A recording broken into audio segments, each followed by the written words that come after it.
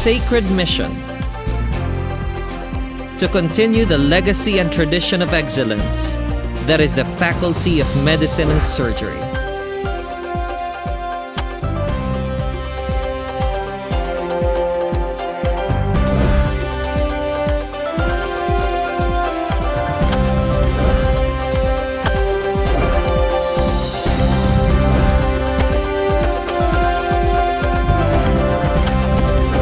To challenge and push the frontiers of healing,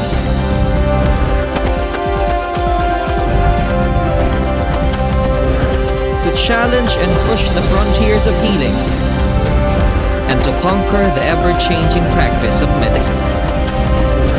To challenge and push the frontiers of healing, and to conquer the ever-changing practice of medicine. To challenge and push the frontiers of healing, and to conquer the ever-changing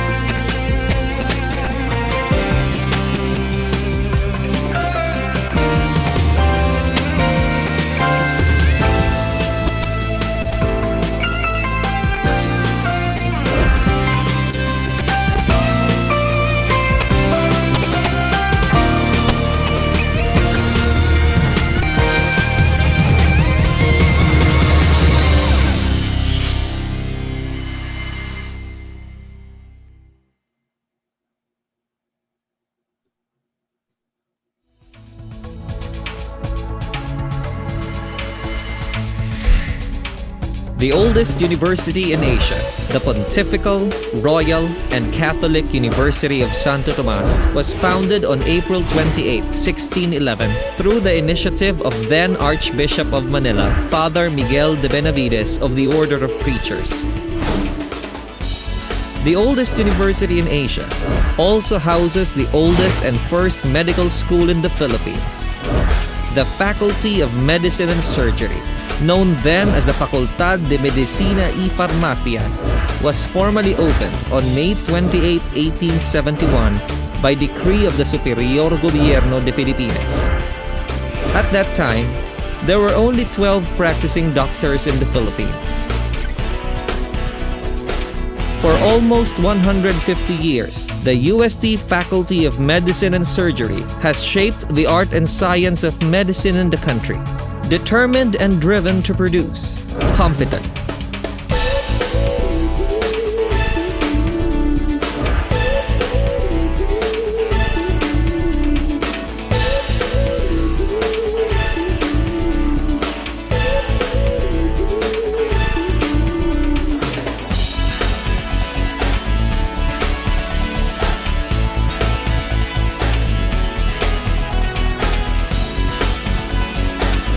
compassionate,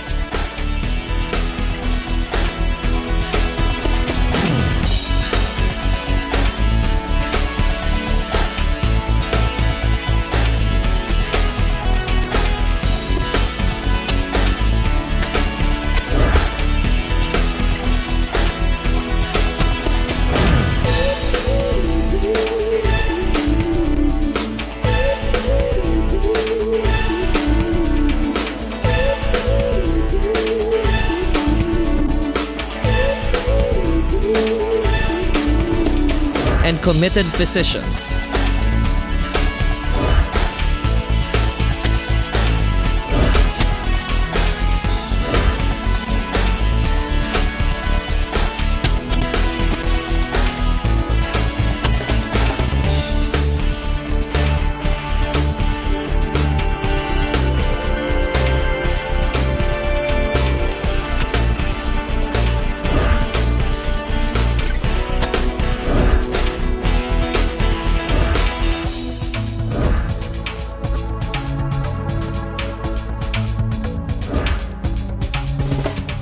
Its sacred mission to continue the legacy and tradition of excellence that is the Faculty of Medicine and Surgery.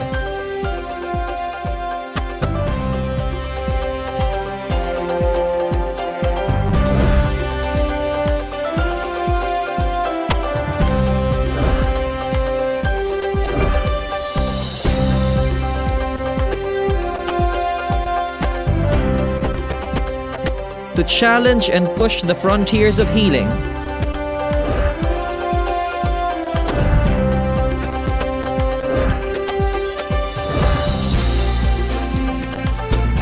And to conquer the ever-changing practice of medicine.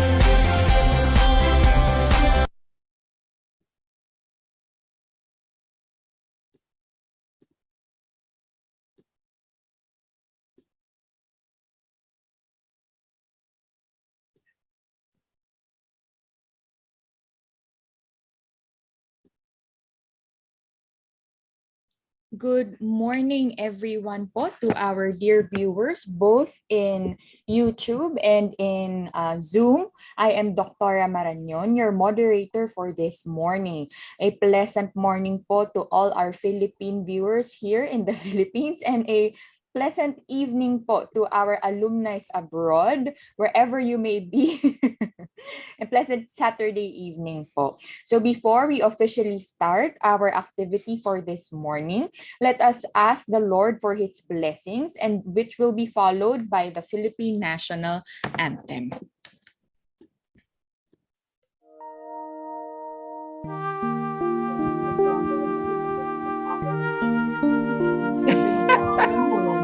Ah!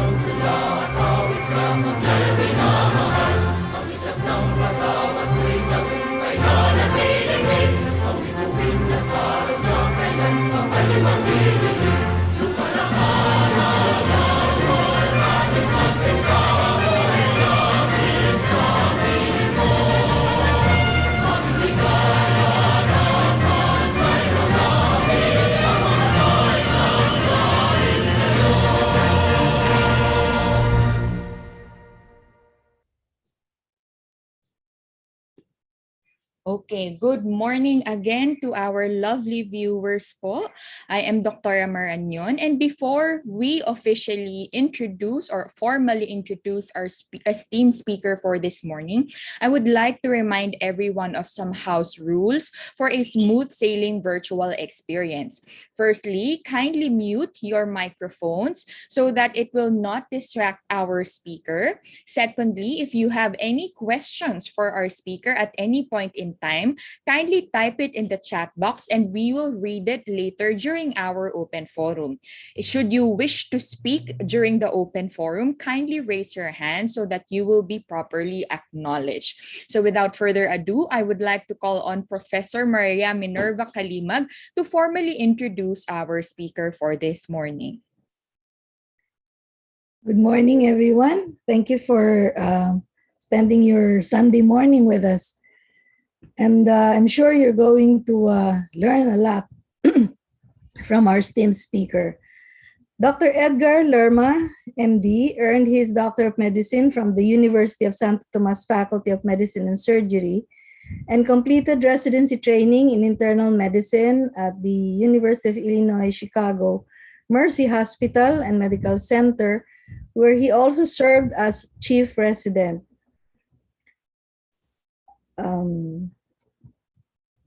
He completed a fellowship in nephrology and hypertension at Northwestern Memorial Hospital, the Feinberg School of Medicine at the Northwestern University, and the Veterans Administration Lakeside Medical Center in Chicago, Illinois. Dr. Lerma is a diplomate in the subspecialty of nephrology with the American Board of Internal Medicine. He has authored more than 100 peer-reviewed publications and presentations, notable of which include Current Diagnosis and Treatment, Nephrology and Hypertension, Nephrology Secrets, and Heinrich's Principles and Practice of Dialysis. He has peer-reviewed and served on the editorial boards of numerous journals and currently is associate editor for the International Urology and Nephrology, Clinical Reviews in Bone and Mineral Metabolism, and Journal of Clinical Lipidology. You can ask him anything. So at present, he holds the rank of Clinical Professor of Medicine with the section of Nephrology at the University of Illinois at Chicago and serves as the Educational Coordinator for Nephrology with the UIC Advocate Christ Medical Center. Again, my privilege to introduce Dr. Edgar V. Lerma. Dr. Lerma, good morning. Good morning. Thank you, Dr. Kalimag, for that introduction. I think I need to share my screen, right? Can you just allow me? You're co-host now. All right, let me try that again. Okay. Sure.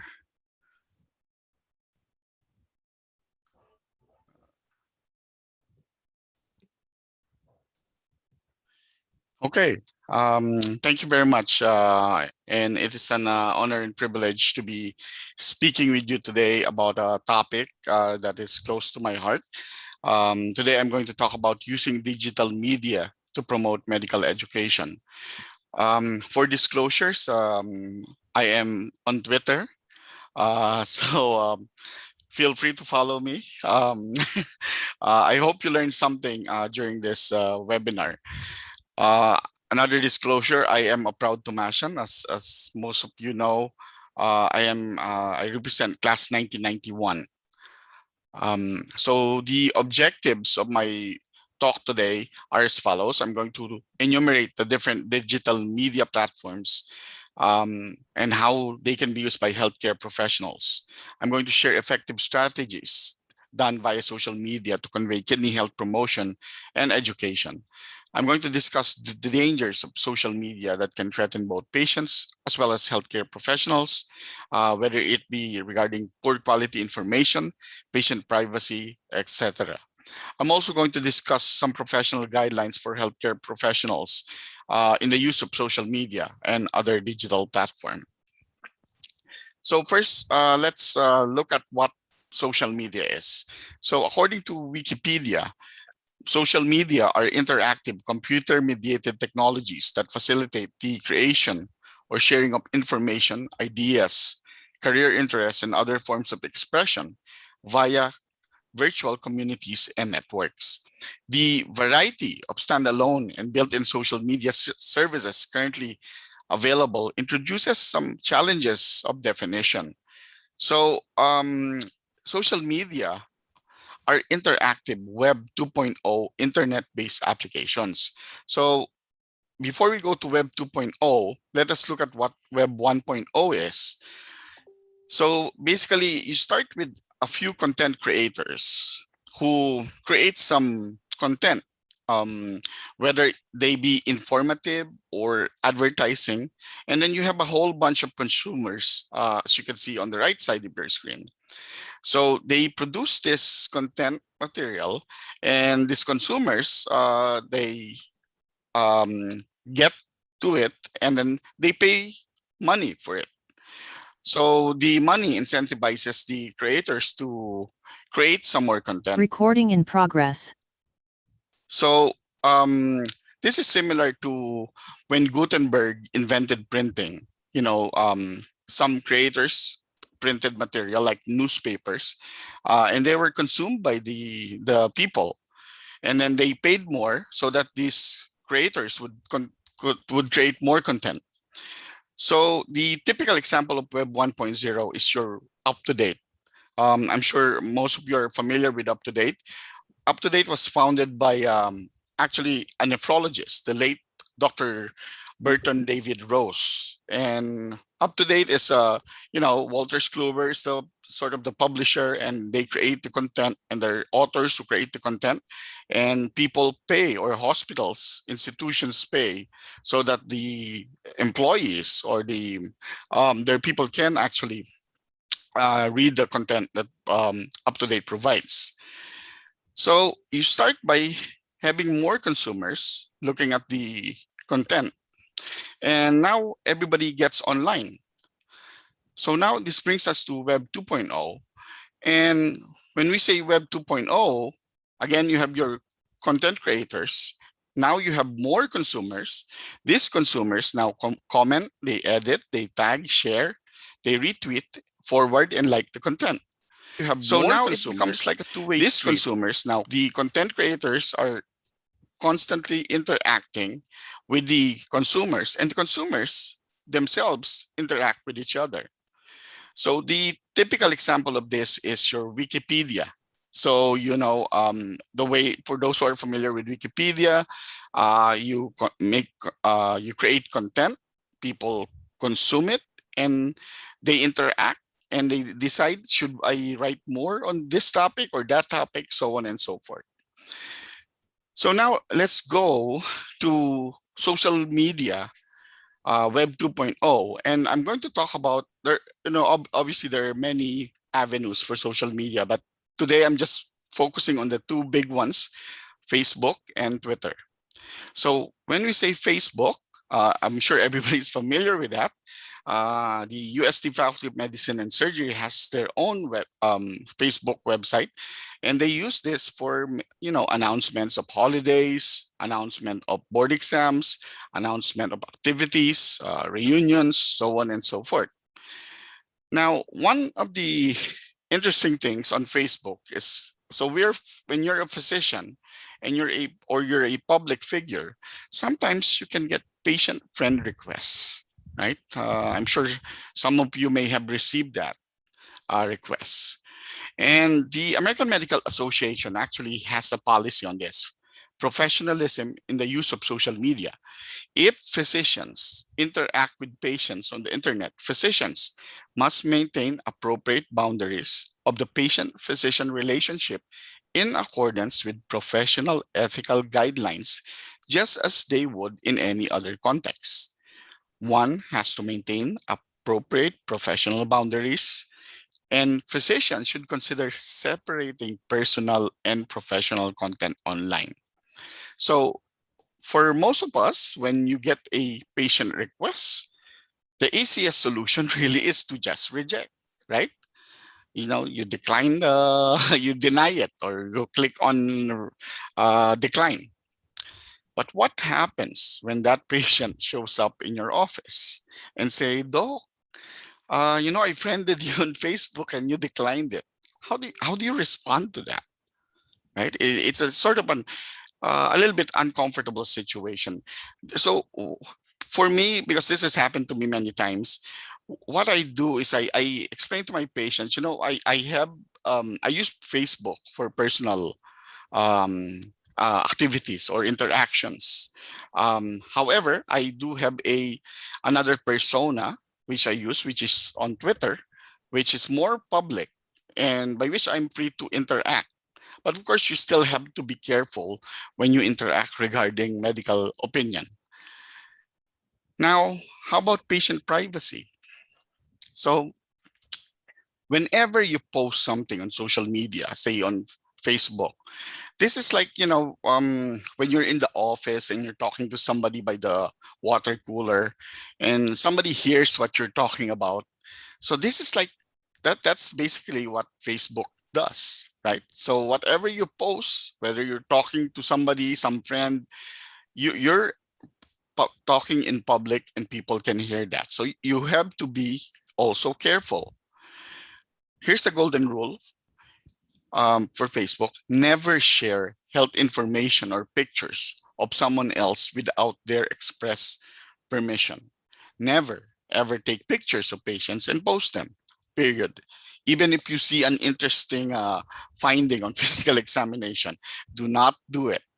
Do not post status messages about individual patients you're working with, and don't even use initials or cute nicknames.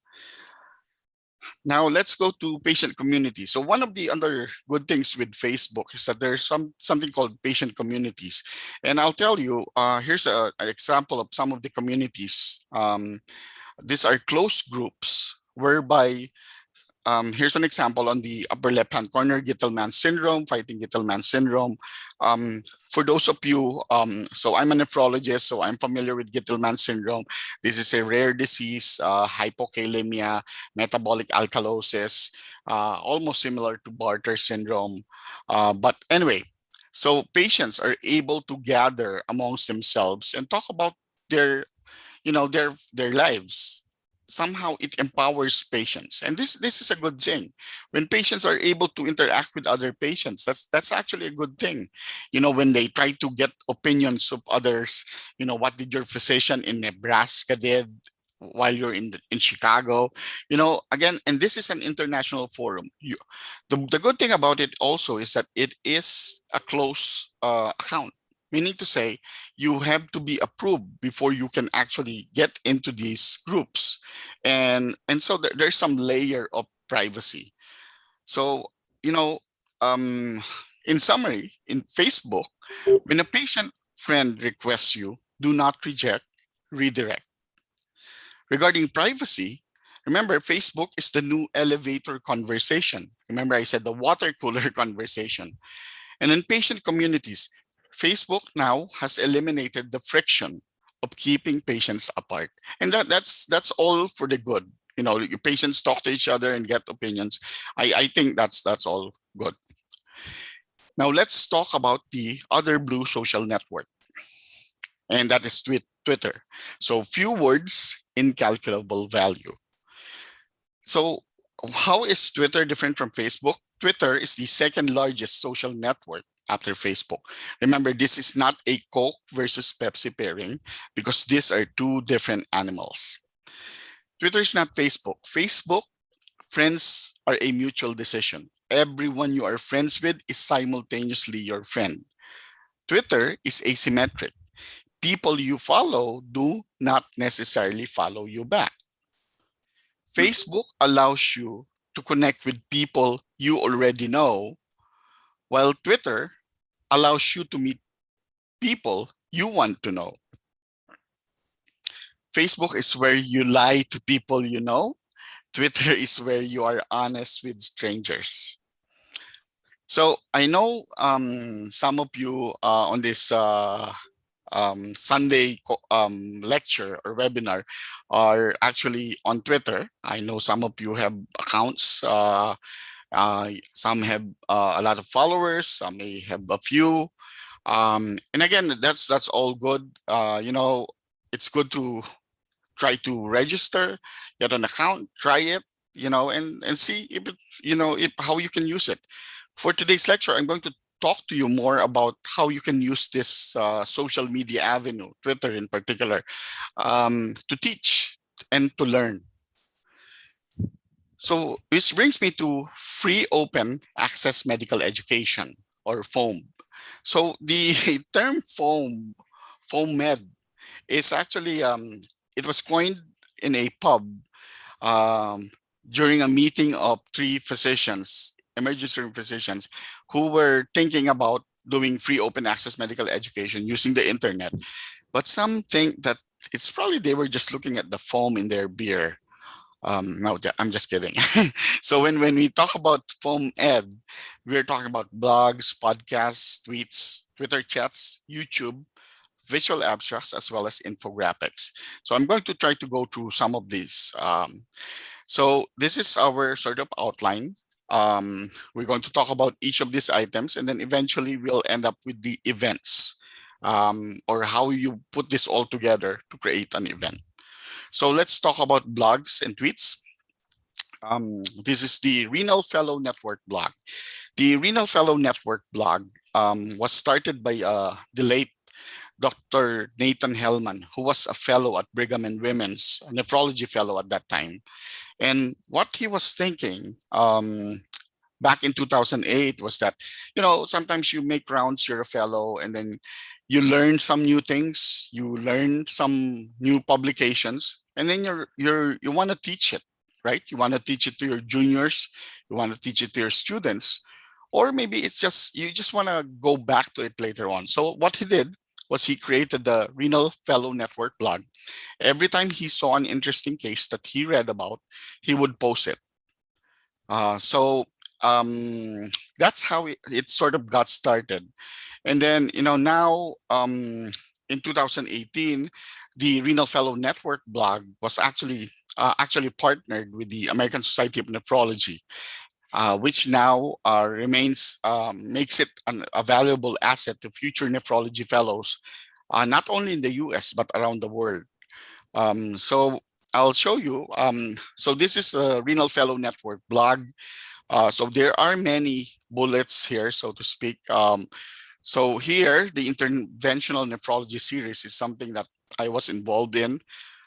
Crystal Farrington and Babnish Bakhtawarsing, who were fellows then, they're now junior attendings. We had them write some topics related to interventional nephrology. So like this one, management of kidney patients undergoing invasive procedures, or troubleshooting the vascular accesses. So they talked about this. It's a very short discussion with some good references. So it's nice to share their experience. This is another blog. This is the American Journal Kidney Diseases blog, which is the official blog of the journal. And this is affiliated with the National Kidney Foundation. So here, so the American Journal of Kidney Diseases is published once a month. And there are several research articles, original research, or some case reviews, review articles, or core curricula, so on and so forth. So the AJKD blog social media group would look at these topics and then write on some of them, do a summary of, say, a paper. So here's an example I'll show you. This is something that was just posted a month ago. Will you take the blue or red pill? Which I wrote with one of my residents. And if you click on this, you can see this is the article. This really talks about a publication about the comparative effectiveness of the RAS inhibitor and calcium channel blocker in patients with advanced chronic kidney disease. This post was written by myself and Dr. Angela Pauline Kalimag, who is one of our residents at Advocate Christ Medical Center. And then there's also a nice visual abstract that comes with that paper. So when we talk about blogging, it's a little bit more time consuming. Tweeting is a little bit more fleeting. So blogging, it's longer, it's thoughtful, and it's index. Tweeting, on the other hand, is more social, it's shareable, and it's instant. So what do you use Twitter for? So this there's a publication, Seminars in Nephrology, which had a theme issue on social media in medicine. And actually in this paper, they showed that 72% of physicians use social media, and 60% say that this may have improved patient care. Twitter really breaks the traditional barriers in medical communication and facilitates synchronous and asynchronous learning. So let's look at the anatomy of a tweet. Okay, so I was doing rounds with my team one day, and we encountered this paper, Modifiable Lifestyle Factors for Primary Prevention of Chronic Kidney Disease. And so I wanted to share this paper, not only with my team, but the other residents. And, some of my followers to follow my nephrology tweets. And so I tweeted this, and this is the anatomy of a tweet. And you can see here, this is my name. This is my username, Edgar Lerma MD. This is the avatar, which is a picture of myself. And I used this hashtag called NepPearls, which is short for nephrology pearls. If you click on this link, it will bring you to the paper that is being cited. And then if you click on the visual abstract, you can see the visual abstract in its entirety. If you click on this figure, you can see this is the figure that was part of that paper. So when I go back, when let's say 5 years from now or 2 months from now, I do rounds and then I say, I want to pull this article again, I can actually pull this out and get back at it. So again, it's a way of indexing it or curating it. Now, if you look at the tweet, if you scroll down further, you could see this icons here below.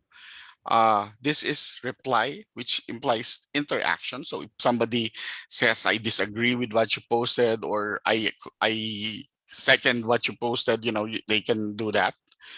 Then there's also retweet, which means amplification. Most of the people, if they agree with what you're saying, they would retweet it to their followers. However, it's not always. It doesn't mean that they're retweeting it, that they agree with it. So there's like, which is when you agree with something, or maybe not necessarily agree, you just want to remember it, or you want to curate it. You could like it. And then this icon stands for share. So you have an option to send via direct message, you can add, or you could copy the link. And then you could go to analytics, this last icon, which is talks about engagement. So the other time we were rounding, and we saw a nice case of SIADH. And I thought about sharing this with my residents, this nice paper on SIADH, which was published by the European group. So if you click this, again, you see the paper in its entirety. You could print it and then read it on your free time. If you click on this table, you could see the table. And that's a really nice reference. This is another paper that was published. The PIXIVA study was published in 2020. This talks about use of plasmapheresis or plasma exchange in patients with ANCA vasculitis. And I wanted to highlight this because, again, I want to pull it out whenever I see a patient with ANCA vasculitis. And if you click on this link, there you go, you see the paper. And then if you click on the figure, you see the figure. And again, you could use this, like when you're giving a lecture. You want to get this figure, you could share it, put it on a slide. So that's kind of how I use Twitter for education. So whenever I see interesting cases, whenever I see an interesting paper, something relevant to what I'm doing, Next thing we're going to talk about are tutorials. Tutorials are a collection of threaded tweets aimed at teaching users to engage with them. And I just want to show you this. It is believed that the first tutorial dates back to 2017. And you can see here, in 2017, that's when the first tutorial was done. And you could see as time went by, there's an increase in the number of people who were engaged in these tutorials, meaning to say they read it, they actively participated in it. Tony Brew, who is an internal medicine physician at the VA in Boston, actually is known for nice tutorials on different aspects of internal medicine. He's one to follow, and you should also look at his tutorials. He teaches on how to make these tutorials.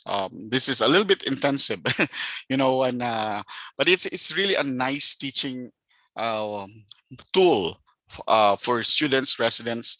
Um, so here's an example of a tutorial. So here, I wanted to talk about the KDIGO blood pressure guidelines in patients with chronic kidney disease who were not on dialysis. And one of the interesting aspects of this guideline was that it talked about the target systolic blood pressure of less than 120. So again, you see, here's the link. If you click on that, you will get the actual publication. But I did tweet a couple of pictures here, which is the guideline that I'm talking about in the cover of that journal. And I put it here, 1/9, meaning to say, to anybody seeing this tutorial, they know that this is the first of 9 tweets. And I'm going to just go through the 9 tweets or the 8 tweets that follow this, and you can see where I'm coming from with this. So here I mentioned that the evidence for targeting systolic blood pressure less than 120 is because it reduces cardiovascular events and all-cause mortality in CKD. But there's always a concern that the frail and elderly may not be able to tolerate this low of a blood pressure. So if you click on this figure, you could see this nice graphic showing the pros and cons of targeting systolic blood pressure of less than 120. There's also some exceptions to the rule when it's less than 120, but there are a few exceptions. And again, in this tweet, I mentioned those exceptions. And you could see patients who are older age, younger age, very frail, those residing in a nursing home, this rule may not necessarily apply. And then there's also the caveat that if the systolic blood pressure is less than 120, you cannot get to that target despite a slow, gradual decrease in systolic over the months. You can be okay with targeting less than 130 or less than 140 or even higher. Again, there are exceptions to the rule. And here I use a GIF to sort of bolster what I'm trying to say. By the 5th tweet, I mentioned the individualization based on trial and error being prevalent. And this is important in any type of practice anyway. So really practicality. Here I mentioned about the importance of standardized office blood pressure measurements as the means to get this target of less than 120, and that there is no correction factor that can be used to convert routine office blood pressure to standard blood pressure measurement by calculation. So there's no multiplying factor. I also mentioned in the tutorial rather, that why a target diastolic blood pressure was not designated for the guidelines. And lastly, I mentioned that the Canadian hypertension group also had recommended less than 120 systolic blood pressure. And this came out many months before the KDIGO guidelines. So this is a series of tweets here. How did the KDIGO guidelines compare with the American College of Cardiology? And if you click on the tweet picture, you can see these are the explanations regarding how they compared with the ACC and AHA guidelines. So that's how do you do a tutorial on Twitter. Next, I'm going to briefly go to video. Everybody's familiar with YouTube. There's this nice YouTube channel from Mike Evans. I believe he's from Canada. And there's a 10-minute video talking about dialysis, hemodialysis versus peritoneal dialysis.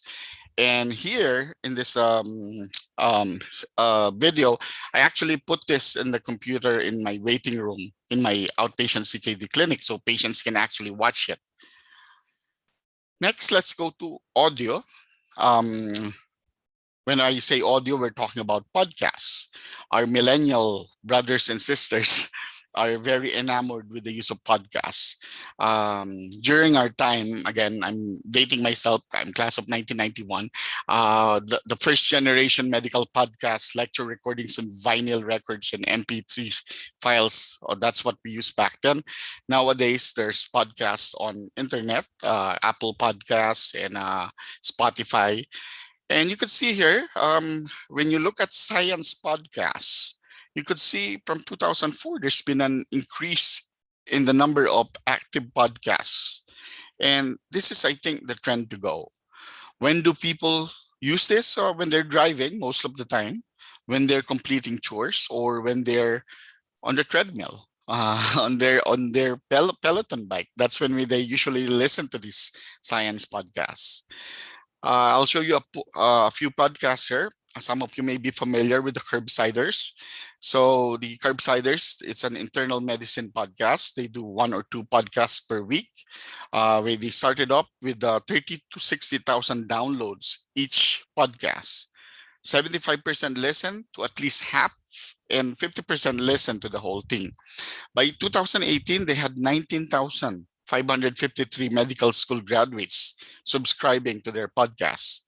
And basically, what they do, there's these three guys, Matt, Paul, and Stuart. They pick a topic, they invite an expert on that topic, and they discuss it. And then their producer takes care of the promotion, announcements, so on and so forth. There's also a group of fact checkers and editors before they post that.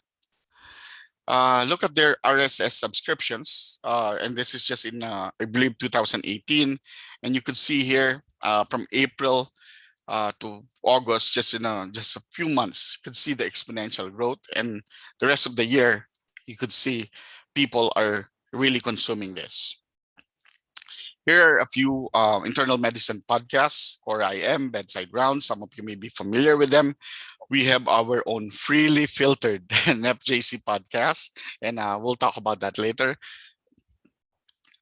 We have a new podcast called the Channel Your Enthusiasm. Again, I invite you to all join this. Basically, this textbook, this renal physiology textbook of 24 plus chapters written by Burton David Rose and Theodore Post. We go through this we go through this book, one chapter per month. We discuss it on a podcast. So these are the channeliers. I am actually more of the social media person for this group. I'm not in the podcast. Dominique Toma Cruz is actually was a fellow at UPPGH. I believe she's now a junior attending. And we have our own Twitter handle, Book Burton. So these are a few examples of what we've done. This is chapter 1, chapter 2, and chapter 3. So Dominic creates this visual abstracts or visual graphics, and then we have a 1-hour podcast that you can listen to. That I think it's really nice when you read a textbook with a lot of complex physiology, and a group of people try to discuss it more. I think there's an appeal to that. Now let's talk about images. So images, visual abstracts. Visual abstracts are basically a visual summary of information contained in an abstract of a paper. This is not meant to replace the paper, but rather just a summary. So the origin of visual abstracts is traced to Andrew Ibrahim, who was one of the editors of Annals of Surgery, and he started using this visual abstracts. And you can see this is the anatomy of a visual abstract. You have the title, you have the outcomes here in the center, you have the journal where it was published, and then the citation. Here's a few examples of visual abstracts that I created. This is from the Clinical Journal of the American Society of Nephrology. This is a paper on the Pfizer vaccine. And again, this paper basically shows that in patients on dialysis and patients who are healthy controls, and you could see their antibody responses to the vaccine after the first dose And after the second dose, again, showing you here that after the first and second dose of the Pfizer mRNA vaccine, patients on dialysis actually had a reduced antibody response as compared to an age-matched healthy control group. Here's another paper. This one is from the Kidney 360 Medical Journal. This study was regarding New York hospitals, 3 affiliated hospitals in New York City. And basically, they show that patients with chronic kidney disease are at risk for COVID-19 associated in-hospital mortality, in especially if they're elderly, and that acute on chronic kidney injury increases the odds of in-hospital mortality in these patients. This one is for Kidney International. This is a French study. Again, looking at COVID-19, they look at the mortality of patients who were kidney transplant recipients.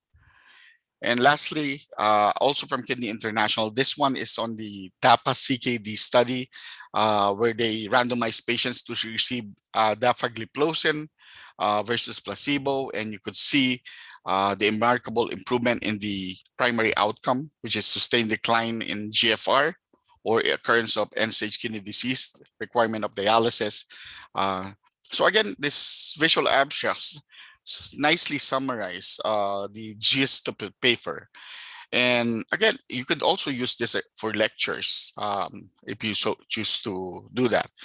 We published this paper, A Picture is Worth 1,000 Views. The objective is to see what the effect of putting a visual abstract is with a paper. And this is the visual abstract of the visual abstract paper.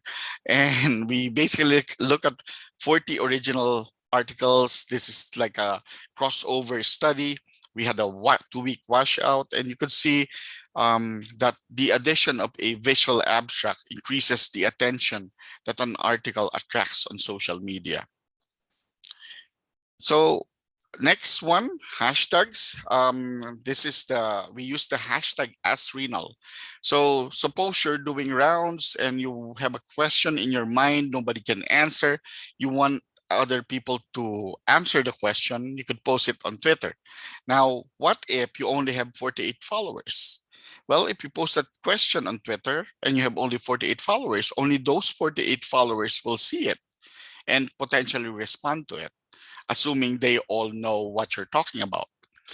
However, if you use the hashtag AskRenal, there's an AskRenal bot with 3,000 followers. And if you post this question using the hashtag AskRenal, all these 3,000 followers will be able to see that tweet. And the followers of these people who are following will also be able to see that tweet. So this basically is an amplification of the tweet, so that more people will see it, more people who probably know about it will be able to respond to it. So amplification and navigation, basically. So here's an example. Dr. Flores is a nephrologist here in the Philippines, and he posted this question: in dialysis-dependent patients, why do we do dialysis after IV contrast procedures? And he used this hashtag AskRenal, and you could see the number of people who responded to this question, people who don't know him or whom he doesn't know even, and they express their own opinions. I actually responded to this, and I said, it's like beating a dead horse. So when you give contrast to a patient with end-stage kidney disease who's already on dialysis, the contrast doesn't really hurt. You cannot make the kidneys die any further if they're already dead. And again, I cited this paper, same thing. I said, although contrast agents are hyperosmolar, their effect on intravascular volume should be clinically insignificant in most cases. And of course, he thanked me for that correspondence.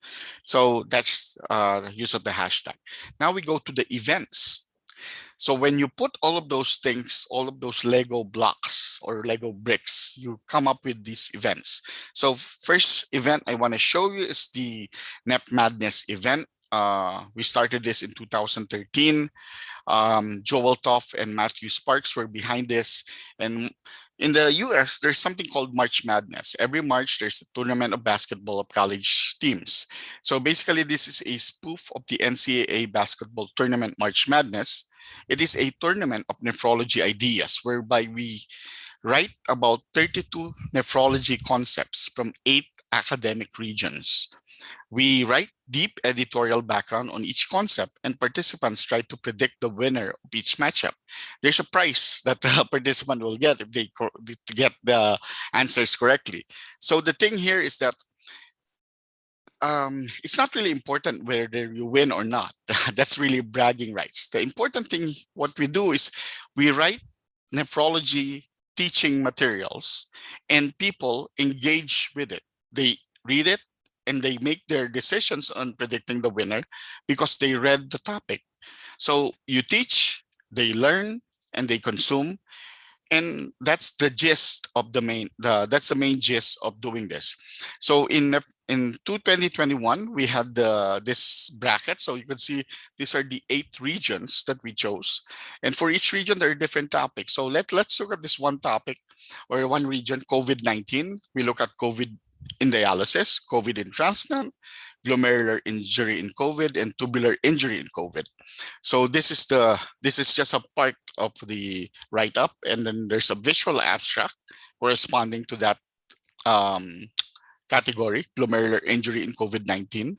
And again, here, so you could see this write-up, this editorial background is really well written, and it's actually well referenced. So you really read about nephrology updates. So March Madness, they start up with 64 teams. They go down to 32, and they go down to their Sweet 16. Then they go to Elite 8, and then the Final 4. So for nephrology, we had the Nep Madness 2021. We have the Saturated 16. We go to Effluent 8, and then we end up with the Filtered 4. And because you can live with only one kidney, there's only one champion. So Nep Madness 2021, this is the American Journal of Kidney Diseases blog, which I showed earlier. And you could see during the month, around March, April, that's always where this spike comes in, because that's when we have the most engagement because of Nep Madness.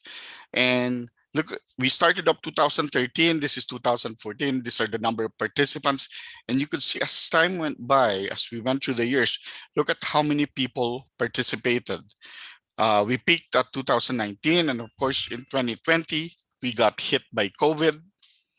And 2021, not too bad. Fraction of entries outside the US, I can see 50%. I believe in 2020 or 2019, the winner was actually from the second place winner was, I believe, from the Philippines. Now, how do we decide who wins? We have a blue ribbon panel of well-known personas in nephrology. These are the people who decide the outcome of Nep Madness. And this is kind of how we play Nep Madness. So again, the key is not to win. Well, it's good to win, but the key is to learn from it. They say imitation is the best form of flattery. So the rheumatologists took after us, and now they have their Rheum Madness. And the oncologists also have their Onc Madness. So we're happy with that. Last thing I think I'm going to talk about is NEPJC, or the Nephrology Journal Club. So for us who are all in academic institutions, we always have journal clubs. We pick a paper, we discuss it, discuss the methodology, discuss the strengths and limitations of the study, so on and so forth. Traditional journal club is discussed within the confines of your institution. NEPJC, which is promulgated by Swapnil Harimat and again Joel Toff. Basically, what we do is we pick a study, we make an announcement as a blog post, we post it on Twitter, we create a visual abstract, and then we also do a chat, sometimes a tutorial. We have a chat which is done every other Tuesday. And I'll show you the schedule of that later on. And then after the chat, that 1 hour chat, we have a podcast under Freely Filtered Podcast, which I showed earlier. There are some rules of engagement that we follow whenever we do this Nephrology Journal Club. Um, and again, this is the schedule. We have the US chat, and then we have the Asian and the European chat. We mostly discuss nephrology papers or landmark papers that are relevant to nephrologists. Um, so one thing that's good about this is, because this is on Twitter, on social media, sometimes the authors are actually part of the chat. And so you could ask them directly, why did you do this methodology? Why did you not do this instead? And it's really a nice conversation. So we started in 2014. We had 39 participants per um, per chat, and you could see how we grew 6 years later. And by 2019, we averaged around 200 participants. And I think that's still how we are doing in 2021. So you could see here the number of participants who are involved with these chats every other Tuesday. And then these are just the number of tweets. This reflects the engagement. People putting their comments on what they think, so on and so forth. The other thing we did during this COVID era is we have a NEPJC blog, and basically in the NEPJC blog, we wanted to combat misinformation. So a group of us wrote. We reviewed all the papers that would come out as far as transplant, pediatrics, dialysis, AKI, and COVID, and then we would write an objective analysis of all of this. So so these are the two events, which I said, NEP Madness 2021 and NEP JC. And you could see NEP Madness, this comes once in a year, every March, with a hard deadline to submit your picks. And then the second one is the NEP JC. We do this twice a month. If you're too busy for this one, wait a couple of weeks, and again, you can engage. We published a paper about this Twitter Journal Club in the American Journal of Kidney Diseases. And this is the evolution of a journal club from Osler to Twitter. Now, one of the things we know is that medical students are taught not to post about patients. They already know that. They are aware of how improper use of social media can destroy a career. However, very few students are taught how to use social media productively. And in fact, few medical schools are equipped to teach this. We know 90% of people on social media will consume the information posted. 9 might engage and comment, but only 1% will create that content. So we ask ourselves, how do we assure that medicine has a surplus of creators? We created the Nephrology Social Media Collective internship, and this was founded in 2015. These are our first interns who are now attending physicians in their own rights. So we started in 2015 with 4 interns. By 2019, we had exponentially grown that. 2020, we had 28 interns, and you could see this is from the 2020 group. One was from the Philippines. I believe that was Dominique Toma Cruz. This is her. And this is our 2021 group, 35 participants. Again, we teach them about how to use social media. This is the curriculum that we use. So December, when we look at applications, January, or we ask for applications, January, we review the applications. By February, they start. They get involved with NEPJC, the blog, the visual abstracts, with tutorials. So what has happened to our interns? This is just a few slides showing what our interns have done now. So Nikhil Shah is now a social media editor for the Peritoneal Dialysis International Journal. Kamran Boka is now social media editor for the journal Chess. Vandana Tuwaniyar is president-elect for the American Society of Diagnostic and Interventional Nephrology. Bea Concepcion is a graduate of UPPGH, is now the director of kidney transplant at Vanderbilt University. So you could see they this opportunity, the visibility leads to opportunities. This is mentorship. Some of our interns are now visual abstract editors with us at the Clinical Journal of the American Society of Nephrology. I'll tell you that over one third of our contributing authors to Nephrology Secrets have connected for the very first time via Twitter, be it at NepJC, NepMadness, or the Nephrology Social Media Collective. So this internship develops active creators of foam ed rather than passive consumers. There's a nice white paper. If you're interested in reading more about this, social media podcasts and blogs on a professional CV. A Mayo Clinic is very active in actually using activities on social media for tenure and promotion. Science isn't finished until it is communicated. We as scientists should tweet because we are a trusted voice for people without background in science. It connects us with our research community, and this supports the generation of impact. Unfortunately, I told you all about that's good with social media. It is not, there's also a dark side to it, unfortunately. And there are 10 types of misinformation and disinformation. You can have false connections, false context, manipulated content, satire or parody, misleading content, very common, misleading use of information to frame an issue or individual. We see a lot of this in the COVID era. Sponsored content, and of course, error.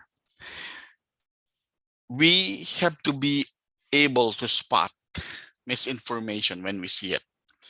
Source suspicion. Somebody says a doctor friend of a friend.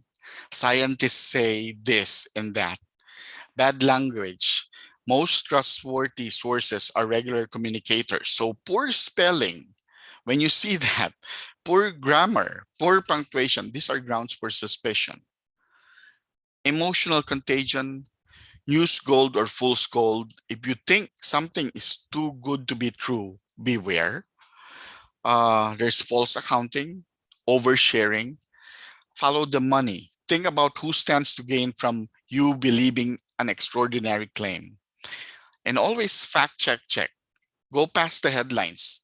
Read the story to the end. If it sounds dubious, search fact checking websites. And then there's a nice paper published in the Annals of Internal Medicine on online medical professionalism. Shows you a nice table about the different activities, benefits, and pitfalls, and some safeguards. So again, I show you this AMA policy. Physicians should routinely monitor their own internet presence. It's okay to Google yourself.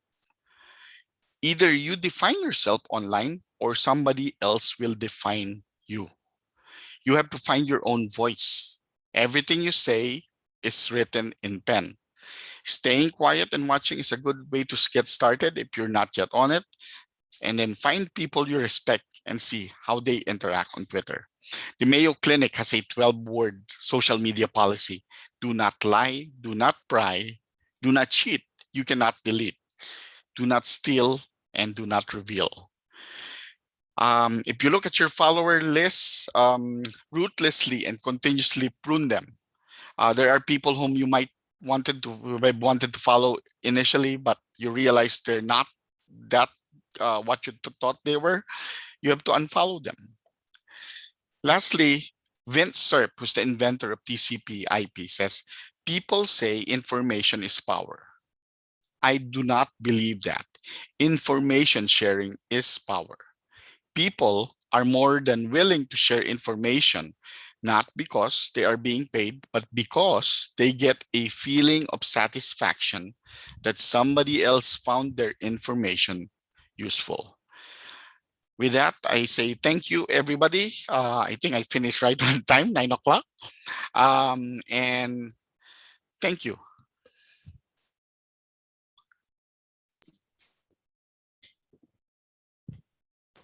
Thank you very much, Dr. Lerma, for that very extensive what do you call this lecture po, no? For that for sharing your experiences with us. Of course, here in the Philippines, we have parang pocket societies po who do their own tweet chats. But it's very, very nice po na we've seen what you've mentioned, the NEF madness, the Ruma madness, and the Onco madness. And I hope we can do that here also. We can emulate that. So we are now formally opening the open forum, the virtual floor for the open forum. Should our attendees have any questions or comments for Dr. Lerma, you may type it in the chat box or virtually raise your hand so we can acknowledge you po. So there are emoticons now. Good job daw po, Doctor. Salamat. Okay. So I don't see any questions from our audiences. Doctor, I have a personal question po. Kasi we want to use Twitter for med school, for med students. How do you think we can control this? Or parang are there specific guidelines po that we can adapt for our med students?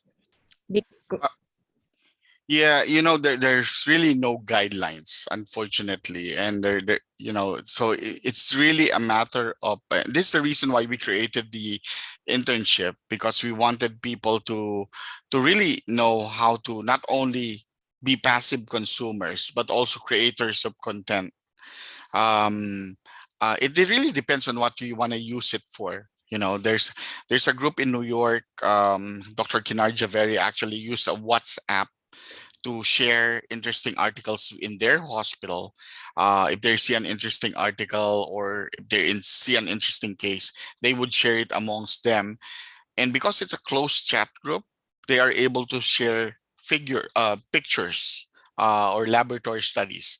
Obviously, on the general internet, you have to be careful in that. So you want to try to be as non-specific as possible. And again, as I said, try not to post pictures of patients or their body parts.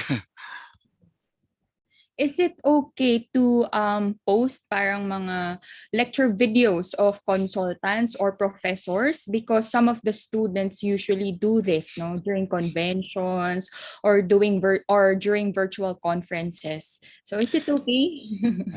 So that's a very good question. I will tell you my experience with the American Society of Nephrology. So my personal belief is that when you stand up, when you get invited and you get to stand up on that podium and that stage, everything you say is public knowledge. You cannot remove that. Somebody will take a picture of your slide. Somebody will record what you're saying. However, it becomes sticky when you're doing research that is pre-publication. You want to teach it to your audience, but you don't want them sharing it with everybody who can steal your publication. So some people put that disclaimer and say, the results I'm posting are pre-publication. I do not wish you to share them. So the American Society of Nephrology has very strict guidelines on this. They will show on the first slide after the disclosure if the slides can be shared or not. 90% of the time you can. But for people who are actually doing critical research, medyo hindi. Yes, okay. Agree. So it's better na lang to put a disclaimer po. Because sometimes content is really easily shared po nowadays. So yes. And I think, if you're just sharing, if you're a medical student, and you're just sharing a lecture, I always tell my students, when I lecture, you're free to share it. If you want to use my slides, go ahead, have at it. For me, this is a service I do. I've always, before of course, I trained before the era of the internet, and I'd always want to look at my professors' lectures and capture them, except I couldn't. I just have to write them. But now with the internet, you can take a picture of you can do a screen grab, and you could put it. Again, you could use it for your lectures. Okay, thank you, Doctor. I think Dr. Kalimag is raising her hand. Yes, Doctora? I would just like to share, Dr. Lerma, that in our class in clinical epidemiology 3, we actually asked the students to do those visual abstracts, and they're doing good. And we asked them to curate it in their portfolio as well. So thank you for that article that you shared before on the evolution of the journal clubs from Osler to Twitter. Thank you, Thank Dr. you. So let me just check. Oh, I'll open the chat box to see. So most of the messages in the chat box, Doctor, are congratulatory messages for a job well done.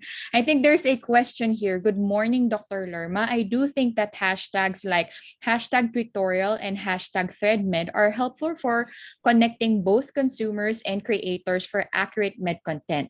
But once it gets mainstream, how can we be able to control misinformation to also spread through these hashtags? In addition, how can we let the consumers understand that filtering of medical information is not considered as gatekeeping? So this is a very wonderful question.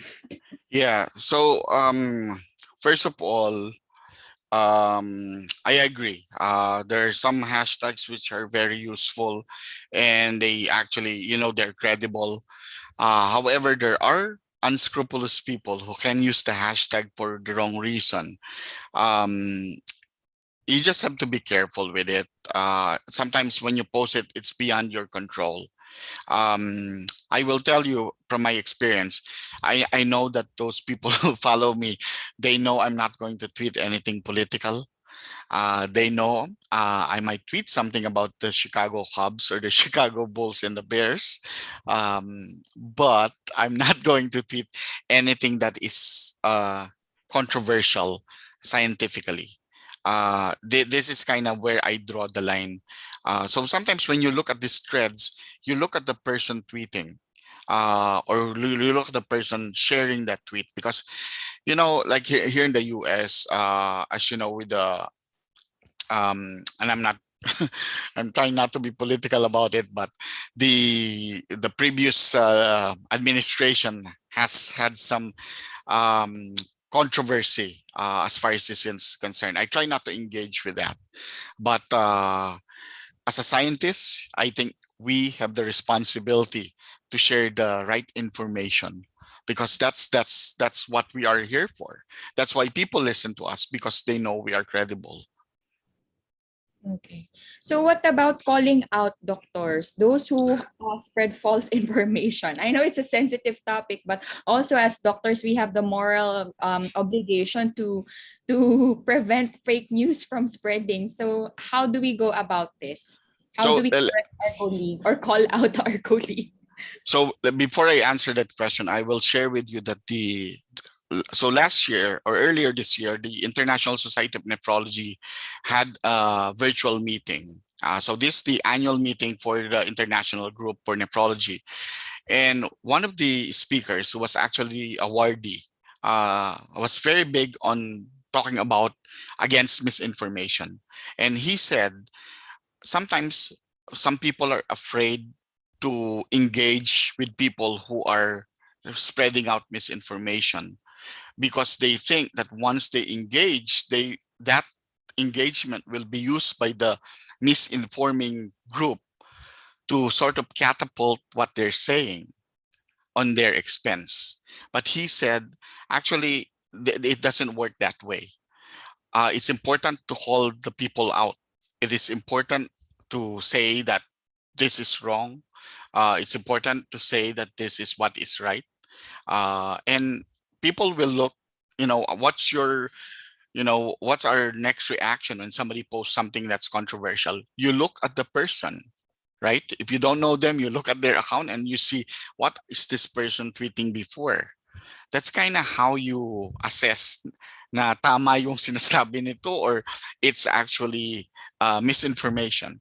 So I think we have a moral responsibility to correct what is wrong, but there's also a limit to everything. I always say, you have to fight pick your battles, diba? You cannot win every battle, and I think that's always an important thing to remember. Thank you, Doctor. So I think there are no more questions from the chat box. Let me just check the virtual hands of our audiences. None are also raised, Doctor. So I think we were able to answer all the questions. So with that, I would like to ask Dr. Kalimag to formally present the Certificate of Appreciation to Dr. Edgar Lerma. Dr. Kalimag. Good morning. So, the UST Faculty of Medicine and Surgery, in celebration of its sesquicentennial foundation, through the Office of Continuing Medical Education, presents the Certificate of Appreciation to Dr. Edgar V. Lerma, webinar lecturer on using digital media to promote kidney disease education, given this 18th day of July 2021 through the Zoom platform. Signed by myself, Dr. Ivan Villaspin, Dr. Jocelyn Mariano, and our Dean Maria Lourdes Maglinaw. May I respectfully ask Drs. Villaspin and Dr. Mariano to kindly turn on their camera so we can take a picture po on the virtual floor with Dr. Lerma together with his Certificate of Appreciation. Dr. Villaspin? Yes, and Dr. Mariano.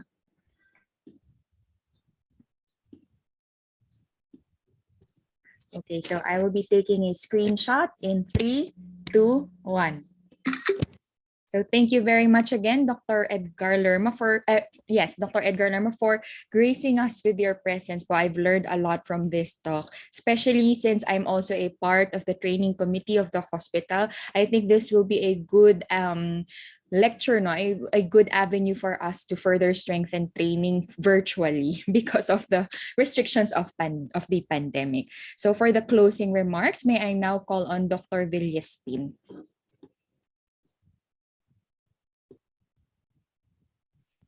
You're muted, Dr. Villaspin. You're on mute. Thank you. This year, 2021, is a celebration of gratitude and joy as we distinctly commemorate UST Faculty of Medicine and Surgery 150 continuous years of educating and contributing to the world a multitude of Thomasian physicians and experts. We once again provide an innovative, highly relevant academic discourse given during this disruptive time. This could have not been made possible without the unswerving commitment of the following, to whom I would like to express my heartfelt gratitude. Dean Odette Maglinaw for her inspiring leadership, the CME SESCI webinar project team with the indefatigable, brilliant Dr. Irby Kalimag at the helm, complemented by the super efficient, proactive, our bunso, Dr. Tina Marañon, Drs. Marga Gillaco, Joe Mariano, our digital expert, Dr. Earl Sempio, our tech support, Noel Antonio, and lastly, certainly not the least, our featured speaker, a prolific research professor, author, clinician, family man, sa kang tunay na Pinoy at Tomasino, Dr. Lerma, mahirap kang pantayan. After listening to the outstanding lecture of Dr. Lerma, I came to the following realizations. Number one, both providers and patients increasingly turn to the internet, websites, as well as social media platforms for health-related information and support. Number two, patients with chronic disease who are empowered with information technology tools for monitoring, training, and self-management of their diseases have shown improved clinical outcomes. Number three, digital media and health transformation provide great opportunities for innovations and discovery of new intervention strategies for patients afflicted with any disease, not just the kidney. I am reminded of this famous quote from a celebrated American singer, my contemporary. He said, "Whoever controls media controls the mind." The author, Jim Morrison of the rock band Doors, did not live beyond his young age of 27 to appreciate the relevance and timeliness of his quotation. Simply put, If we doctors or healthcare providers are able to control social media, we may be able to control the minds of our patients' behaviors. Let me close with this conviction. Let us start to talk about social media and the digital health arena, but mindful of its caveats, as discussed by Dr. Lerma. It's the new normal. Again, thank you to all. Please pray and remain safe. Good morning. Thank you so much, Dr. Villaspin. But before we end, we would like to give an advance ad for the next lecture of Dr. Lerma on August 15. Is that right, Edgar? I think so. An evidence-based approach to CKD management. So, thank you very much, Dr. Lerma, for being with us. By the way, Dr. Lerma is also a professor at UST, right? Yep, visiting professor. Visiting professor. Thank you very much for your time. Visiting. Visiting. All right. So to formally close our session for this morning, we will be playing our UST hymn. For those who would like to stay on after the hymn for another pictorial, please do join us. Thank you very much. And also, please don't forget to rate this session. Kindly scan the QR code seen or flashed on your screen, or you can type the URL of the Google form shown here below. Thank you very much.